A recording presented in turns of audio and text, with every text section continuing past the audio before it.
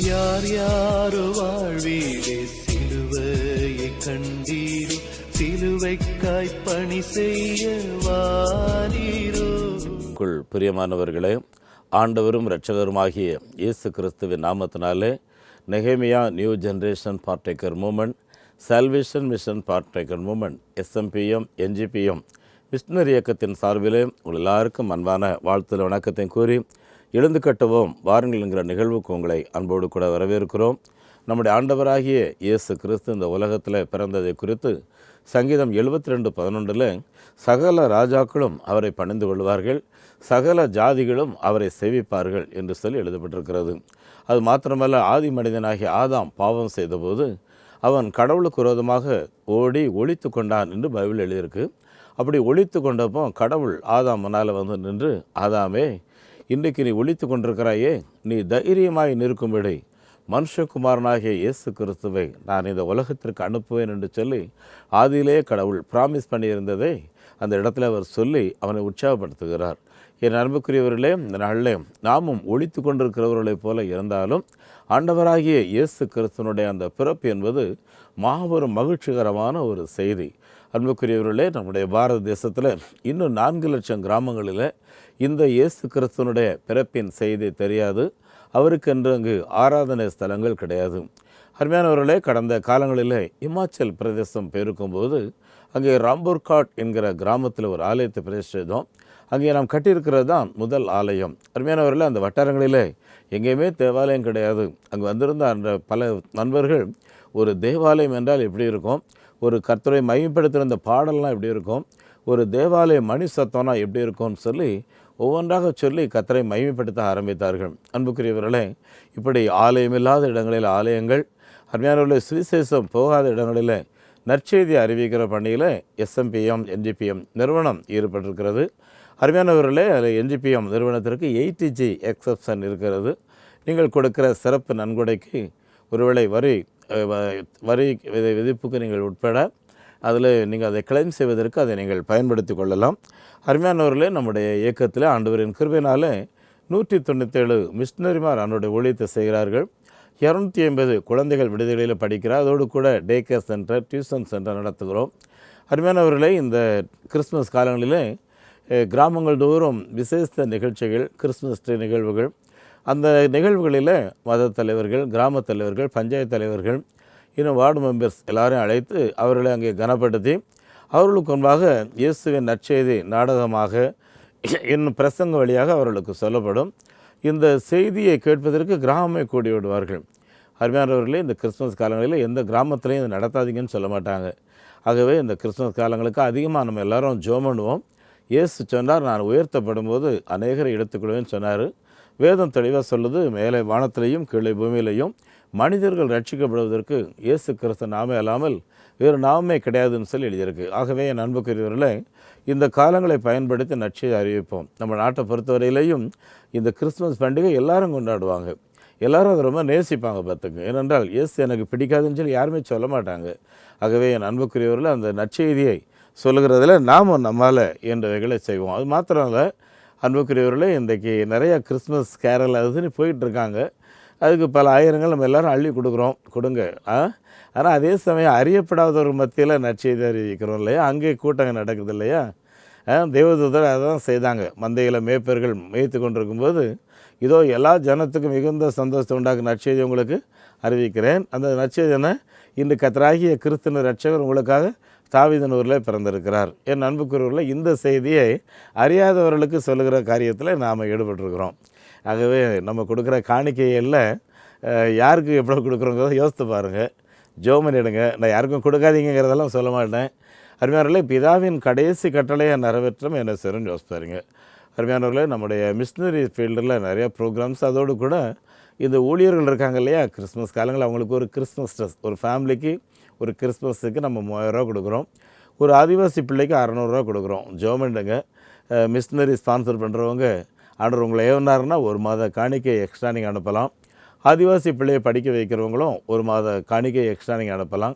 அருமையானவர், இது ஒரு one time donation தான். ஆகவே இந்த கிறிஸ்மஸ் காலங்களில் தேவனை மையப்படுத்துகிற விதத்தில் செயல்படுங்கள். ஆண்டவர் பெரிய காரியங்களை நம்முடைய பணிமையங்களிலே செய்து கொண்டிருக்கிறார்.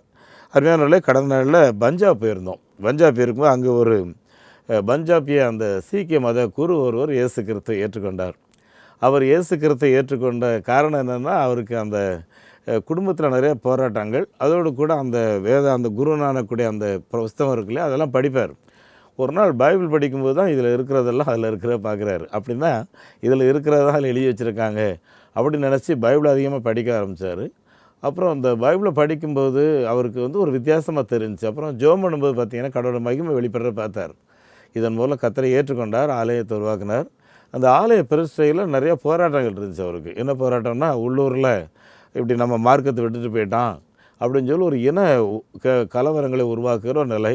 அதோடு கூட நிறையா குடும்பங்களில் பிரிவினை, ஒரே சண்டை, கணவன் மனைவி பிரிவினை இப்படி இருந்துச்சு.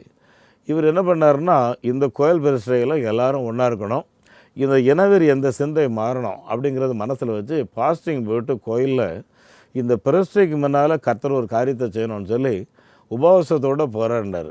என்ன நினச்சாலும் சரி, அன்புக்குரியவர்களே, அந்த பிரதிஷ்டையப்போ எல்லோரும் வந்துட்டாங்க, ஒரு பெரிய கூட்டம் கூடி இருந்துச்சு. இதில் ஒரு பியூட்டி என்னென்னா, இந்த பிரிஞ்சு போயிருந்த குடும்பங்களும் பல குடும்பங்கள் ஒன்றாக இணைந்து வந்திருந்தார்கள். அப்போது அவர் குருநானக் அவர் சொல்லும்போது சொன்னார், ஐயா, பேச்சுவார்த்தையின் மூலம் தீர்க்க முடியாததை பரிசுத்த ஆவியானவர் ஒவ்வொருவரும் கூட பேசி தீர்த்து வைத்தார் என்று சொன்னார்கள். என் அன்புக்குரியவர்களே, இந்த காரியங்களுக்காக ஜெபம் பண்ணுங்க. ஆகவே தான் நம்ம செய்ய வேண்டிய வேலை நம்ம நாட்டில் நிறையா இருக்குது. எங்கே பார்த்தாலும் கலவரம், எங்கே பார்த்தாலும் பிரிவினை குடும்பத்துக்குள்ளே. இப்போது மணிப்பூரில் கடந்த 2 வாரமாக மறுபடியும் கலவரம்னு சொல்லி பேப்பரில் செய்தி வந்துட்டுருக்கு. நிறைய வதந்திகளை யாரோ பரப்பி விடுறாங்க. இதனால் கலவரங்கள் அதிகரிச்சுக்கிட்டே போகுது. அருமையானவர்களே, இது சால்வ் ஆகணும்னா என்னை பொறுத்தவரையிலையும் பரிசுத்த ஆவியானவர் ஒவ்வொருத்தட்டையும் பேசணும். அருமையானவர்களே, அரசு சட்டம் போடுது, இன்டர்நெட்டை கட் பண்ணுறாங்க, அவங்க காரியத்தை செய்கிறாங்க. ஆனால் பரிசுத்த ஆவியானவர் குறுக்கிட்டால் மாத்திரம்தான் ஒரு சமாதானம் வரும். ஆகவே இந்த சமாதானம் சீக்கிரம் வரணும். அதுக்காக நம்ம ஜெபம் பண்ணுவோம். ஏற்கனவே மணிப்பூரில் ஏற்பட்ட கலவரத்தில் பாதிக்கப்பட்ட ஒரு 50 குழந்தைகள் நம்முடைய விடுதிகளிலே திரிபுராவில் இருக்கிறார்கள். அதோடு கூட இப்போ தொடர்ந்து கலவரத்தில் நிறையா பேர் பாதிக்கப்பட்டு குழந்தைகளுடைய படிப்பு ரொம்ப கெடுது. அதுக்காக ஜெபம் பண்ணுங்க. அங்கே இப்போ ஒரு 50 பிள்ளைகள் இருக்காங்க, இன்னும் கூடுதலாக பிள்ளைகள் எடுக்க முடியுமான்னு சொல்லி கேட்டுட்ருக்காங்க. ஆகவே தேவன் நடத்துதலுக்காக நாங்களும் ஜெபம் பண்ணிகிட்ருக்கோம். ஏற்கனவே இருக்கிற குழந்தைகளுக்கு முழுமையுமாக சாப்பாடு போடுறதில் ரொம்ப பிரச்சனை இருக்குது. ஆகவே நீங்களும் ஜெபம் பண்ணிவிடுங்க. இந்த காரியங்களில் ஆண்டவர் உங்களை நடத்துகிறபடி நீங்கள் தீர்மானம் எடுக்கும்படி அன்போடு கூட கேட்கிறேன். அருமையானவர்களே, எஸ்எம்பியும் என்ஜிபியும் எந்த ஒரு சபைக்கும் சொந்தமான நிறுவனம் அல்ல. இது நற்செய்தி அறிவிக்கிற ஒரு குடும்பம், சுவிசேஷம் அறிவிக்கணும், இது ஒன்று தான் பாரம். அருமையானவர்களே, நம்முடைய பாரத தேசத்தில் இந்த காரியத்தில் 24 மாநிலத்தில் நாம் ஈடுபட்டிருக்கிறோம். தொடர்ந்து ஜெபித்துக் கொள்ளுங்கள். இந்த ஊழியங்களுக்கு தொடர்ச்சியான ஆதரவுகளை தாருங்கள். நேபாள் நாட்டிலே ஆண்டவர் நல்ல திறந்த வாசலை வைத்திருக்கிறார். அருமையானவர்களே, அங்கு ஒரு 2 ஆலயம் வேலை நடந்துகிட்ருக்கு. இன்னும் 2 இடத்துல ஆலயம் வேலை ஆரம்பிக்க வேண்டியிருக்கு. கிட்டத்தட்ட ஒரு 60-70 இடங்களுக்கு மேலே ஆலயத்துக்கு அஸ்திபாரம் போட்டு காத்திருக்கிறோம். 15 இடங்களில் வேலை நடந்துகிட்ருக்கு. இந்த மாதத்தில் ஒரு 3 ஆலய பிரதிஷ்டை இருக்குது. அருமையானவர்களே, இன்னும் 4 லட்சம் கிராமங்களில் ஆலயம் இல்லை. ஆகவே எல்லோரும் ஜெபம் பண்ணிடுங்க. ஒரு ஆலயம் கட்டுறதுக்கு பொதுவாக 7 லட்ச ரூபாய்க்கு நல்லா பிரமாதமாக கட்டலாம், 5 லட்ச ரூபாய்க்கு கொஞ்சம் மீடியமாக கட்டலாம், 3 லட்ச ரூபாய்க்கு கச்சா சர்ச்சு கட்டலாம். ஆண்டவர் உங்களை எப்படி ஏவுகிறாரு இந்த ஆலய கட்ட விஷயத்தில் இறங்கும். மிஷினரி ஸ்பான்சர்ஷிப் பொறுத்தவரையிலையும் 3000 ரூபாய் வாங்குகிறோம். பலர் புதிதாக பொறுப்பெடுத்து தாங்கிக் கொண்டு வருகிறீர்கள். ஆண்டவர் நம்ம ஏவுவார் என்றால் இன்னும் இந்த ஸ்பான்சர்ஷிப்பை நீங்கள் எடுக்கலாம். ஆதிவாசி குழந்தை படிக்க வைக்க முன் வரலாம். அருமையானவர்களே, இந்த கிறிஸ்மஸ் காலங்களை ஒட்டி ஒரு கிறிஸ்மஸ் கவர் எல்லாருக்கும் அனுப்பியிருக்கோம். உங்கள் கையிலையும் கிடச்சிருக்கோன்னு நினைக்கிறோம். உங்களால் ஏவப்பட்டதை நீங்கள் அனுப்புனீங்கன்னா இந்த எக்ஸ்ட்ரா ஒரு கிஃப்ட் மிஷினரிஸ்க்கு கொடுக்கறதுக்கு உதவியாக இருக்கும். மாதந்தோறும் ஆத்மாவை தேடி என்கிற பத்திரிக்கை வெளியிடுகிறோம். நம்முடைய இந்த டிவி நிகழ்வுகள் அப்படியே யூடியூப் மூலமாகவும் போடுகிறோம். நீங்கள் இதை மற்றவர்களுக்கு ஃபார்வர்ட் பண்ணலாம். இந்த ஊழியங்களை மற்றவர்களுக்கு அறிமுகப்படுத்தலாம். ஏனென்றால் கடவுளுடைய கடைசி கட்டளை இன்னும் நம்ம நாட்டில் நிறைவேறாத கட்டளை. ஆகவே அந்த கடைசி கட்டளை நிறைவேற்றுவதற்கு இன்னும் அதிகமான மக்களை நாம் ஈடுபடுத்த ஆண்டவர் உங்களையும் பயன்படுத்துவாராக. அன்புக்குரியவர்களை, இந்த நற்செய்தி ஊழியங்களை ஆதரிக்கிறதற்கு ஆண்டவர் உங்களோடு கூட பேசுவார் என்றால் உங்களுடைய வங்கி எண்ணை நீங்கள் குறித்து வைத்துக் கொள்ளுங்கள். Salvation Mission Partaker Movement SMPM, South Indian Bank, account number 0886000000169, IFSC code SIPL 000086. எங்களுடைய தொலைபேசி எண் 9043867550 9447375550. அதே போல் NGPM நெகேமியா New Generation Partaker Movement State Bank of India account number 42172020 IFSC code SPIN 0061767. அருமையானவர்களே, நாம் நம்முடைய ஆண்டவர் இயேசு கிறிஸ்துவை சந்திக்கும்போது நம்ம யாரும் வெறுங்கையோடு போகக்கூடாது. ஆகவே வெறுங்கூட்ட ஆத்மாக்களோடு போனோம். ஆண்டவர் சொன்னார், மனம் திரும்புகிற ஒரு பாவி நிமித்தம் பரலோகத்தில் மிகுந்த சந்தோஷம் உண்டாகும் என்று சொல்லி லூக்கா 15:10 சொன்னார். உங்கள் மூலம் இந்த சந்தோஷம் ஏற்பட உங்கள் மூலமாக இந்த ஊழியங்களை நாங்கள் செய்கிறோம். நீங்கள் எங்களோட கரங்கோர்க்கு அன்போடு கேட்கிறோம். அருமையானவர்களே, நம்முடைய திருச்சபையின் ஒழுங்குபடி கிறிஸ்மஸ் காலங்கள் வந்துவிட்டாலே நாம் தியானிக்கிற அதிகமான ஒரு காரியங்கள் ஆண்டவர் இயேசு கிறிஸ்துவனுடைய பிறப்பை குறித்த ஒரு கொண்டாட்டங்கள். அருமையானவர்களே, அவருடைய பிறப்பை குறித்த கொண்டாட்டங்களிலே முக்கியமான ஒன்று என்னவென்று பார்த்தால், அவர் ஆதியிலே நமக்கு சொன்ன வார்த்தையை எப்படி இயேசு கிறிஸ்துவின் மூலமாக நிறைவேற்றினார் என்பது. கலாத்தியர் 2வது அதிகாரம் 20வது வசனத்தை வாசித்து பார்ப்பீங்கன்னா, ஸ்திரீனிடத்தில் காலம் நிறைவேறின போது ஸ்திரீனிடத்தில் வந்து இயேசு கிறிஸ்து பிறந்தார் என்று எழுதியிருக்கிறோம். அது மாத்திரமல்ல அருமையானவர்களே, இந்த வார்த்தையை அவர் ஆதியிலே வார்த்தை இருந்தது, அந்த வார்த்தை தேவனாய் இருந்தது, அந்த வார்த்தை கிருபையும் சத்தியமும் நிறைந்தவராய் நமக்குள்ளே வாசம் பண்ணினார் என்று அந்த வேர்ட் ஆஃப் காட் எப்படி நமக்குள்ளே வந்து வாசம் பண்ணுகிறார் என்று எழுதியிருக்கிறது. ஆகவே தான் யோபு தன்னுடைய அனுபவத்தில் சொல்லும்போது, இந்த வார்த்தை என்பது அது புஸ்தகத்தில் எழுதப்பட்டால் நல்லமாக இருக்கும், அது என்றென்றைக்கும் நிலைக்கல்லாக இருக்கும் என்று சொல்லி அது கல்வெட்டில் எழுதப்பட்டிருந்தால் இன்னும் நலமாக இருக்கும் என்று சொல்லுகிறார். என் அன்புக்குரியவர்களே, இந்த நம்முடைய வேத புஸ்தகத்தை பிதாவாகிய தேவன் அவருடைய சொந்த கையால் நமக்கு எழுதி கொடுத்தார். அதுவும் கல்வெட்டில் எழுதி கொடுத்தார்னு சொல்லி நம்ம வேதத்தில் நாம் வாசிக்கிறோம். அருமையானவர்களே, ஒவ்வொரு புஸ்தகத்திலையும் ஒரு கடிதம் இருக்கும் அப்படின்னா ஒரு கடிதம் அதனுடைய முன் இல்லை என்றால் முடிவுரை கண்டென்ட் இந்த வைத்து அந்த கடிதம் எழுதுகிறவர் என்ன சொல்ல போகிறாருங்கிறது தெரிஞ்சிடும் இல்லையா. இந்த வேதத்தை வாசிக்க அவர் கொடுத்த அந்த கர்த்தருடைய வார்த்தையை வாசிக்க என்ன நடக்குன்னு சொல்லி பார்த்தீங்கன்னா, அந்த எழுதினவருடைய குணம் என்ன, அவருடைய நோக்கம் என்ன, அவருடைய அன்பு என்ன, அதே போல் அவருடைய எதிர்பார்ப்பு என்ன என்பதை நம்ம எல்லாரும் தெளிவாக புரிந்து கொள்வது தான் தேவன் இந்த வேதத்தை நமக்கு எழுதி கொடுத்திருக்கிறார். அருமையானவர்களே, இந்த நியாயப்பிரமாணம் அவர் சொந்த கையில் எழுதினார் என்று வாசிக்கிறோம். அதே போல் தேவன் தம்முடைய சொந்த கையால் தேவாலயத்தை எப்படி கட்டணும் அப்படின்னு சொல்லி தாவீதுக்கு வரைபடம் போட்டு கொடுத்தாருன்னு சொல்லி பைபிள் வாசிக்கிறோம்.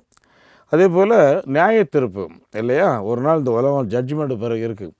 அந்த நியாயத்தீர்ப்பையும் தேவன் தம்முடைய சொந்த கையினால் எழுதியிருக்கிறார். அருமையானவர்களே, இன்னொரு காரியம் பார்த்திங்கன்னா பாவ மன்னிப்பு.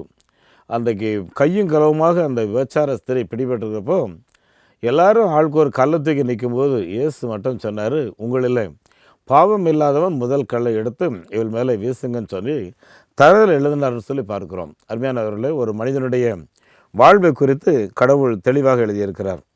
அருமையானவர்களே, யாத்திராவும் 31:18 வாசித்து பார்த்திங்கன்னா, சீனாய் மலையில் மோசையோடு பேசின பின்பு ஆண்டவர் தன்னுடைய விரலினாலே எழுதப்பட்ட அந்த கற்பலகை மோசையின் கையிலே கொடுத்தார். அருமையானவர்களே, அது ஒரு கூர்மையான ஒரு கல், அவருடைய சொந்த கையில் எழுதினார்னு எழுதியிருக்கு. ஏன் அவருடைய சொந்த கையில் எழுதினோம்? மோசே நல்லா படித்த ஆள் தானே, நீயே எழுதுப்பான்னு சொல்லியிருக்கலாம்ல. என் அன்புக்குரியவர்களை ஒன்றை கவனித்து கொள்ளுங்கள், அந்த எழுதுகிறவர் நபரை பொறுத்து அந்த வேர்டுக்கு அதிக மதிப்பு பார்த்துக்குங்க. அருமையானவர்களே, ஒரு கடிதத்தினுடைய முடிவுரையில் யார் கையெழுத்திடுறாங்களோ அது ரொம்ப முக்கியம். அதனால தான் கடவுள் நமக்கு எழுதி கொடுத்த அந்த வார்த்தை ரொம்ப முக்கியமானது பார்த்துக்குங்க. இதன் மூலம் அவருடைய மதிப்பு மரியாதை எல்லாம் தெரிஞ்சுக்கலாம். பவுல் திருச்சபையோட கடிதம் எழுதும்போது கொலோசியர் 4வது அதிகாரம் 18 வாசித்து பார்த்தீங்கன்னா, நான் என்னுடைய சொந்த கையினாலே இந்த கடிதத்தை உங்களுக்கு எழுதினேன் அப்படின்னு சொல்லி அந்த கொலோசிய திருச்சபைக்கு எழுதின கடிதத்தை தான் எழுதினதாக சொல்லுகிறார். அருமையானவர்களே, நம்முடைய ஆண்டவராகிய இயேசு கிறிஸ்து இப்படி நியாயப்பிரமாணத்தை அவருடைய சொந்த கையினால் எழுதி கொடுத்தது நம்ம எல்லாருக்கும் அதிக பிரயோஜனம் மாத்திரம் இல்லை, அது ஒரு அக்னி பிரமாணம்னு சொல்லலாம். இல்லை என்றால் இரத்தத்தினால் எழுதப்பட்ட உடன்படிக்கை என்று சொல்லலாம். ஏனென்றால் அதை எழுதும்போது அவருடைய கைகளிலிருந்து ரத்தம் சொட்டு சொட்டாக கீழே கொட்டியிருக்கும் பார்த்தாரு. ஏன்னா கற்பலகை இல்லையா, தேவனுடைய கையனை இரும்பா. அருமையானவர்களே, நம்மை போல் சதை உள்ள ஒரு கை. அப்புறம் எழுதியிருக்கிறார், எழுதும்போது ரத்தம் கொட்டிருக்கும்ல, ரத்தத்தினாலான உடன்படிக்கை. நம்முடைய இந்தியாவுக்கு அந்த புராட்டஸ்டன்ட் மிஷினரி சீகன்பால்கு தமிழ் படிக்கிறதுக்காக தரங்கம்பாடி கடற்கரையில் உட்காந்து அந்த கடற்கரை மணலில் ஈன்னு சொல்லி எழுதி பார்ப்பாராம். அப்புறம் இருட்டினதுக்கப்புறம் வீட்டுக்கு கொண்டு வந்து திண்ணையில் மணலை போட்டு, ஏன்னா அந்த காலத்தில் இன்றைக்கி இருக்கிற மாதிரி பேப்பர் பென்சில்லாம் கிடையாது, ஆகவே இப்படி தான் எழுத படிக்கணும். ஆகவே அவர் அந்த மண்ணை போட்டு ஈன்னு சொல்லி எழுதும்போது அவருடைய கைகளில் இருந்து ரத்தம் கசிந்து அப்படியே சொட்டு சொட்டாக கொட்டுமா பார்த்துக்கணும். அருமையானவர்களை, இது எதுக்காக அப்படின்னு சொல்லி பார்த்தீங்கன்னா, இந்த இரத்தத்தினால் ஆன உடன்படிக்கை அதிக வேல்யூ பார்த்துக்கணும். என் அன்புக்குரியவர்களை, இன்றைக்கும் யூதர்கள் நிறைய ஒப்பந்தங்கள் அவங்களோட சொந்த ரத்தத்தில் தான் எழுதுவாங்க, யூத திருமணங்கள் உட்பட. நம்ம தமிழ்நாட்டில் ஒரு அரசியல் கட்சி, அந்த கட்சிக்கு கொடி எப்படி இருக்கணும் அப்படின்னு சொல்லி ஏற்கனவே அவங்க எல்லோரும் கருப்பு கொடி பிடிச்சிக்கிட்டு இருந்தாங்க. ஆகவே அந்த இப்போ நம்ம நாட்டுக்கு பிரயோஜனமான ஒரு கட்சி ஆரம்பிக்கணும் அப்படி கட்சி தலைவர்கள் பேசிக்கிட்டு இருக்கும்போது அதில் உட்கார்ந்துட்டு இருந்த ஒரு இளைஞர், அவர் எழுந்து என்ன பண்ணாராம், ஒரு பிளேடை எடுத்து அவருடைய விரலை வெட்டி அந்த கொடியில் நடுவில் அப்படியே இழுத்து கடைசி வரை கொண்டு வந்து விட்டாராம் பார்த்துங்க. ரத்தம் அதுதான் இன்றைக்கும் அந்த குறிப்பிட்ட கட்சிக்கு மேலேயும் கருப்பாக இருக்கும், கீழே கருப்பாக இருக்கும், நடுவில் மட்டும் ரெட் இருக்கும் பார்த்துக்குங்க. எந்த கட்சியை சொல்கிறாங்கிறத நீங்கள் புரிஞ்சுக்கிங்க. ஏகா செலவரன்னா அவருக்கு அதில் உள்ள பிடிப்பு, அது மாத்திரமல்ல அந்த உடன்படிக்கையுடைய வேல்யூ பார்த்துக்குங்க. என் அன்புக்குரியவர்களே, தேவன் தம்முடைய வார்த்தைகளை நம்ம கொடுத்து நம்ம அதிகமாக முக்கியப்படுத்தியிருக்கிறார். ஆகவே தான் அந்த வார்த்தை மாம்சமாக இறங்கி கிருபையும் சத்தியமும் நிறைந்தவராய் நமக்குள்ளே வாசம் பண்ணினார் என்று சொல்லி வாசிக்கிறோம். என் அன்புக்குரியவர்களே, இந்த கிறிஸ்துமஸ் என்பது கடவுள் நம்மோடு கூட வாசம் பண்ணுகிற காரியம். ஆகவே தான் எரேமியாவின் புஸ்தகத்தில் பார்த்தீங்கன்னா, அங்கே எரேமியா சொல்லும்போது, நான் என் ஜனங்களிடத்தில் என்னுடைய உடன்படிக்கைகளை என்னுடைய போதனைகளை அவருடைய இருதயத்தில் எழுதி வைப்பேன்னு சொல்லி சொல்கிறாரு இல்லையா. நம்முடைய இருதயத்தில் கடவுள் அவருடைய போதனைகளை எழுதி வைக்கிறார். இந்த போதனைகளை அவர் எழுதி நம்முடைய இருதயத்தில் வைக்கிறதுக்கு என்ன காரணம் சொல்லி பார்த்தீங்கன்னா, நாம் அவருடைய ஜனங்கள், அவர் நம்முடைய தேவன், அவர் இந்த உலகத்திற்கு வெளிப்படுத்துவதற்காக. சரியா. சாது சுந்தர் சிங் ஒரு வீட்டு கதவை தட்டும்போது, மம்மி ஜீசஸ் வந்திருக்காங்கன்னு சொல்லி அந்த பிள்ளை ஓடி போய் சொன்னாலாம். அவங்க அம்மா ஓடி கதவை திறந்து பார்த்தா சுந்தர் சிங் நின்றுனா, ஐயா வாங்கன்னு சொல்லி கரங்கூத்து வீட்டில் கூட்டு போய், எங்கம்மா உங்களை பற்றி இப்படி ஜீசஸ் வந்திருக்கான்னு சொன்னான்னு சொல்லி அவர் சொன்னார். அம்மா உண்மைதான், நான் என்றைக்கு இயேசு கிறிஸ்துவை ஏற்றுக்கொண்டானோ அன்னையிலேருந்து நான் ஏறெடுக்கிற ஒரு ஜெபம், இயேசுவே உம்முடைய சுபாவம், உம்முடைய குணம், உம்முடைய பார்வை என்னிலே வெளிப்பட வேண்டும், என்னை பார்க்கிறவர்கள் உம்மை பார்க்க வேண்டும். சற்று யோசித்து பாருங்கள், நம்மை பார்க்கிறவர்கள் பிதாவாகிய தேவனை பார்க்கக்கூடிய விதத்தில் நம்முடைய செயல்பாடுகள் எல்லாம் இந்த கிறிஸ்மஸ் காலங்களில் இருக்கணும் பார்த்துக்குங்க. அதனால் கிறிஸ்மஸ்னால் அதுக்காக நிறையா பணம் சேர்த்து நிறையா பிராண்டிலாம் வாங்கி கழுக்கடலை உட்காந்து கும்மாளம் அடிக்கிறதுக்கும், சினிமா போகாதவங்கெல்லாம் சினிமாவுக்கு போகிறதுக்கும் கிறிஸ்மஸ் பண்டிகை கிடையாது. அருமையானவர்களே, நம்ம நாட்டில் ஒரு பெரிய மகான் இருந்தார். அவருக்கு இளம் வயதிலேயே கடவுளை நேரில் பார்க்கணுன்னு ஆசை.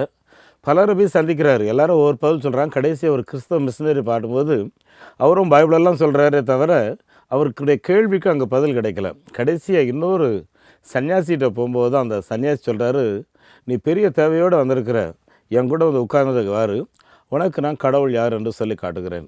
உட்கார்ந்த அந்த இடத்துல தான் கடவுளை நான் பார்த்தேன்னு சொல்லி சொல்கிறாரு. என் அன்புக்குரியவர்கள், ஆகவே கிறிஸ்தவர்களாகிய நாம் கடவுளை இந்த உலகத்திற்கு காண்பிக்கிறதற்கு இந்த கிறிஸ்மஸ் காலங்களில் நம்ம என்னென்ன செய்ய போகிறோம் அப்படிங்கிறத கொஞ்சம் பிளான் பண்ணால் நல்லாயிருக்கும்.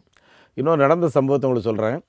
அந்த பையனுக்கு பர்த்டே, அவங்க பாட்டிமா ஒரு பெரிய சுமையோடு வந்திருக்காங்க. எல்லாருக்கும் ஆச்சரியம், இந்த வயதான காலத்தில் ஏன் இந்த பாட்டி இவ்வளோ பெரிய சுமையோடு வந்திருக்காங்கன்னு சொல்லி.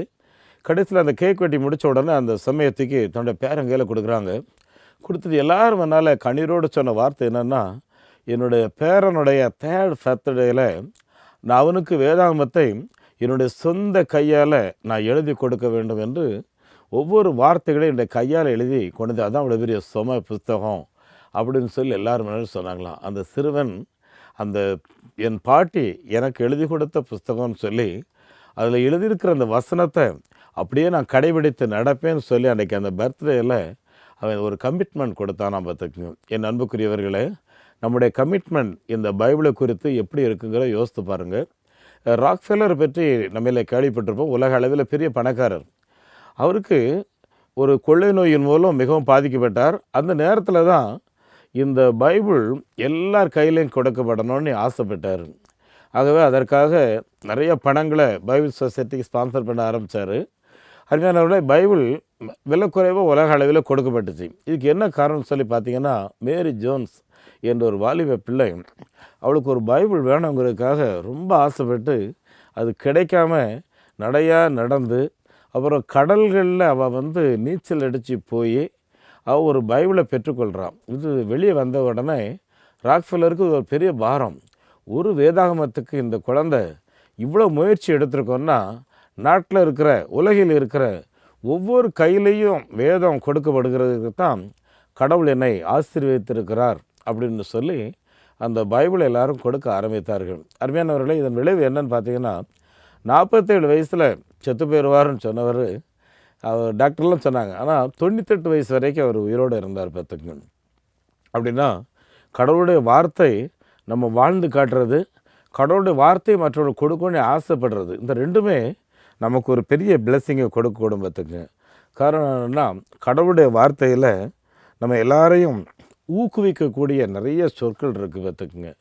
ரொம்ப மனச்சோர்வோடு இருக்கும்போது கடவுளுடைய வார்த்தை நம்ம ஒரு புது பலத்துக்குள்ளே கொண்டு வரும்.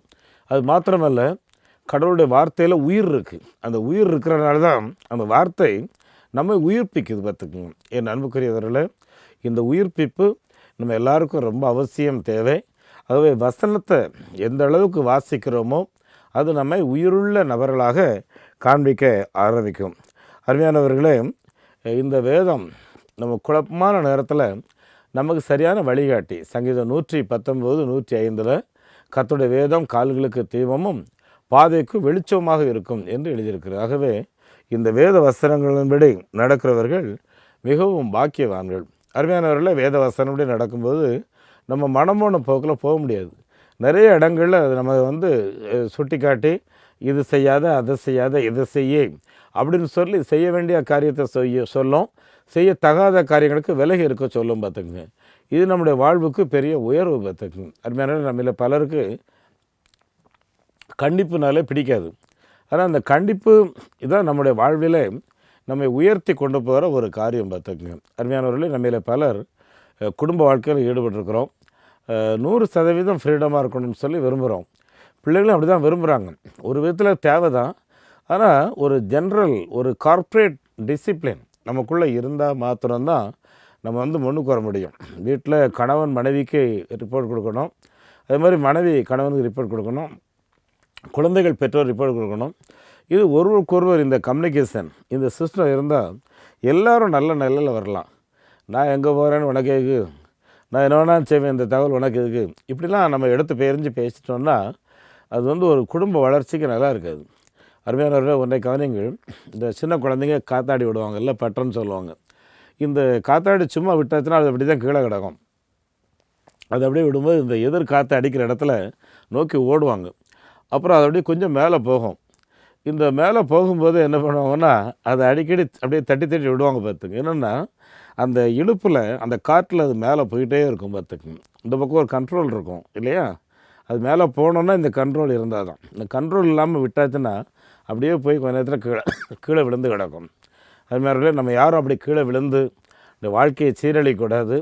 நீங்கள் சிறந்த உயர்ந்த ஆசீர்வாதத்தில் இருக்க வேண்டும் என்று சொல்லி ஆண்டவர் விரும்புகிறார். அருமையானவரே, நம்முடைய ஆண்டவராகிய இயேசு கிறிஸ்து கொடுத்து போன கடைசி கட்டளை நிறைவேற்றுவதில் நாம் தீவிரமாக இருப்போம். அவருடைய சீசர்களுக்கு அவர் சில கட்டளை கொடுத்து, நீங்கள் கிராமங்களுக்கு போங்க, இலவசமாக பெற்றுக்கொண்டீர்கள், இலவசமாக அதை கொடுங்க அப்படின்னு சொல்லி சொல்கிறாரு. அப்படி சொல்லும்போது புறப்பட்டு போகிறாங்க. நிறைய அற்புதங்கள் நடக்குது, நிறைய வியாதிகள் குணமாகுது, பொல்லாத ஆவிகள்லாம் ஓடுது, நிறைய பேர் சத்தியத்தை கீழ்ப்படுகிறாங்க. உடனே அவங்க திரும்ப இயேசு கிறிஸ்துவத்தில் ரிப்போர்ட் சொல்கிறாங்க, ஆண்டவரே, நான் கிராமங்களுக்குள்ளே போனோம், வியாதியெல்லாம் குணமாகிடுச்சு, பொல்லாத ஆவியெல்லாம் ஓடிச்சு, பெரிய அற்புதம் அப்படின்னு சொல்லி அவங்க சந்தோஷப்படும்போது இயேசு என்ன சொன்னார் தெரியுமா? அன்பானவர்களே, அசுத்த ஆவி கீழ்ப்படுகிறதுனால, பொல்லாத ஆவியெல்லாம் ஓடுறதுனால அநேகருக்கு வியாதி குணமாகிறதுனால இதை குறித்து நீங்கள் சந்தோஷப்படாதீங்க. உங்கள் பேர் ஜீவ புஸ்தகத்தில் எழுதப்பட்டிருக்கிறதா, அதை நினைத்து சந்தோஷப்படுங்கள். என் அன்புக்குரிய தேவனுடைய பிள்ளைகளை, கடைசி அவங்க எல்லாத்தையும் கேட்டுக்கொள்வது, எல்லா ஃபெஸ்டிவலும் நம்ம கொண்டாடலாம், ஆனால் நம்ம பேர் ஜீவ புஸ்தகத்தில் எழுதப்பட்டிருக்கிறதா என்கிறதை நாம் தினம் தினம் நிச்சயப்படுத்திக் கொள்வோம். மற்றவர்களை உற்சாகப்படுத்துவோம். ஊழியங்களை நேசிக்கிற, ஊழியங்களை தாங்குகிற நாம் நம்மை காத்து கொள்வதில் அதிக அக்கறையோடு இருப்போம். அருமையானவர்களே, இன்னொரு நடந்த சம்பவத்தை சொல்லி நான் ஜெபிக்க விரும்புகிறேன். அருமையானவர்களே, இந்த வாழ்க்கையில் நாம் பலரை சந்திக்கிறோம். அதில் நடந்த ஒரு நிகழ்வை நான் ஞாபகத்தில் வந்ததுனாலே சொல்கிறேன். அன்புக்குரியவர்களே, அந்த சிறுவன் எப்போ பார்த்தாலும் எதிர்த்து நின்று தான் பழக்கம். அன்றைக்கி அவருக்கு ஒருத்தர் அட்வைஸ் பண்ணியிருந்தார், தம்பி நீ கர்த்தருடைய வேதத்தை வாசி, பெற்றோர்களுக்கு மதிப்பு கொடு, உன் வாழ்க்கையில் மேலானவைகளை நீ அடைவாய் என்று சொல்லி. அப்படி ரொம்ப நல்ல சாட்சியாக நிற்கிற நேரத்தில் அவனுக்கு ஒரு நண்பன் கிடைச்சான். அவன் பேர் ஜான். அவங்க 2 பேரும் போகிற வழியில் அது ஒரு குறிப்பிட்ட இடம். அங்கே பார்த்திங்கன்னா அந்த குறிப்பிட்ட மார்க்கத்தார்களுக்கு மட்டும்தான் உணவு எதாவது கொடுப்பாங்க, மற்றவர்களுக்கு கிடைக்காது. ஆகவே இவங்க 2 பேரும் கிறிஸ்தவங்களாக இருந்ததுனால அங்கே போய் எதாவது சாப்பிடணுன்னா நம்ம இப்போது பொய் சொல்லணுமே, என்ன செய்யலான்னு சொல்லும்போது இந்த அம்மா அப்பா அந்த பெரியவர்களுடைய வார்த்தையெல்லாம் கீழ்ப்படிஞ்சு வந்தால் பார்த்திங்கன்னா, அந்த சிறுவன் என் பேர் ஜான், நான் எந்த விதத்திலும் இந்த பேரை மாற்ற போகிறதில்ல, எனக்கு கிடைச்சாலும் சரி கிடைக்கலாலும் சரி அப்படின்னு சொல்லி அந்த இடத்துக்கு போகிறான். இன்னொருத்தன் என்ன பண்ணுறான், அவன் அந்த மார்க்கத்துக்கு ஏற்ற ஒரு பேரை அங்கே வச்சுக்கிறான். அங்கே போன உடனே உள்ளே போனால் ஜான்னு சொன்ன உடனே ஜானுக்கு தனியாக ஒரு இடத்த உட்கார வச்சு அவருக்குன்னு கொடுக்குற ஸ்பெஷல் ட்ரீட்மெண்ட்லாம் கொடுக்காங்க. இவர் அந்த மார்க்கத்தின் பேரோட சேர்த்து சொன்னார் இல்லையா, அதனால் சில காரியங்களை கேட்குறாங்க, இவருக்கு ஒன்றுமே பதில் சொல்ல முடியல. அதில் தெரிஞ்சுட்டே ஒரு போலியான ஆள் அப்படின்னு சொல்லி. எல்லா அன்புக்குரியவர்களும் போலி தான், உண்மை தான். ஆகவே எல்லா இடங்கள்லையும் உண்மை உள்ளவர்களாக இருப்போம். கடவுள் நம்முடைய இருதயத்தை பார்க்கிறார். உங்களுக்கு நான் ஜெபிக்க விரும்புகிறேன். எங்கள் பரலோகத்தின் நல்ல ஆண்டவரே, இந்த வார்த்தைகளை கேட்டுக்கொண்டிருந்த எல்லா ஆண்டோடைய பிள்ளைகளுக்காக உமக்கு ஸ்தோத்திரம். ஆண்டவரே, நீர் எங்களுக்கு கொடுத்த வேதத்துக்காக நன்றி செலுத்துகிறோம். ஆண்டவரே, உம்முடைய வார்த்தையை எப்படி ஆதாமுக்கு உறுதிப்படுத்தி ஆண்டவரே தொடர்ச்சியாக ஒவ்வொரு தலைமுறைகளுக்கும் இந்த வார்த்தைகளை உறுதிப்படுத்தி ஆண்டவரே கடைசி காலத்தில் ஆண்டவரே எங்கள் ஆண்டவராகிய இயேசு கிறிஸ்து எங்களுக்காக பிறந்தீரே சுவாமி, அதை எண்ணி உமக்கு நன்றி செலுத்துகிறோம். அது மாத்திரமல்ல ஆண்டவரே, உம்முடைய வார்த்தையினாலே எங்களை ஜீவிக்க பண்ணி உம்முடைய உயிருள்ள வார்த்தை எங்களை நடக்க பண்ணி இருக்கிறதற்காக ஸ்தோத்திரம். ஆண்டவரே, உம்முடைய வார்த்தை உலக அளவில் இருக்கிற ஜனங்களுக்கு ஆசீர்வாதமாக இருக்கிறதுக்காக ஸ்தோத்திரம். ஆண்டவரே, ஒன்றான மெய்தேவனாகிய உமையும் நீர் அனுப்பினவராகிய இயேசு கிறிஸ்துவையே அறிகிற அறிவை நித்திய ஜீவன் என்று எழுதியிருக்கிற வசனத்தின்படி உம்மை அறிகிற அறிவில் நாங்கள் வளரவும் ஆண்டவரே ஒரு கட்டுப்பாடோடு இந்த கிறிஸ்துமஸ் காலங்களை அநேகருக்கு பிரயோஜனமாக இயேசு கிறிஸ்து என்றால் யார் என்பதை உலகிற்கு வாழ்ந்து காட்டுகிறவர்களாக எங்களை நீர் பலப்படுத்தும், பயன்படுத்தும், ஆசீர்வதியும். ஆண்டவரே, இந்த வார்த்தைகளை கேட்டுக்கொண்டிருக்கிற எல்லார் மேலேயும் இந்த கிருபைகளை பெருக பண்ணும். ஆண்டவரே, தொடர்ந்து உம்முடைய நாமத்தை மையப்படுத்தும். ஆண்டவரும் அருமை இரட்சகருமாகிய இயேசு கிறிஸ்துவின் நாமத்தில் இந்த ஜெபத்தை கேட்கிறோம் பிதாவே, ஆமேன். நம்முடைய ஆண்டவர் இயேசு கிறிஸ்துவனுடைய கிருபையும் பிதாவாகிய கடவுளின் அன்பும் பரிசுத்த ஆவியானவரின் நடத்தல் பிரசன்னம் ஆசீர்வாதம் இந்த வார்த்தைகளை கேட்ட எல்லா கர்த்தருடைய பிள்ளைகளோடும் இன்றும் என்றும் சதா காலங்களிலேயும் தங்கியிருப்பதாக, ஆமேன். இந்த மாபெரும் நற்செய்தி பணியில் ஒரு ஆதிவாசி குழந்தைய நீங்கள் 600 ரூபாய் கொடுத்து படிக்க வைக்கலாமே, உங்களால் ஏன்ற தொகையை கொடுத்து ஒரு ஆலயங்கள் கட்டுவதற்கு தீர்மானம் எடுக்கலாமே, உங்களுடைய பங்குகள் என்ன?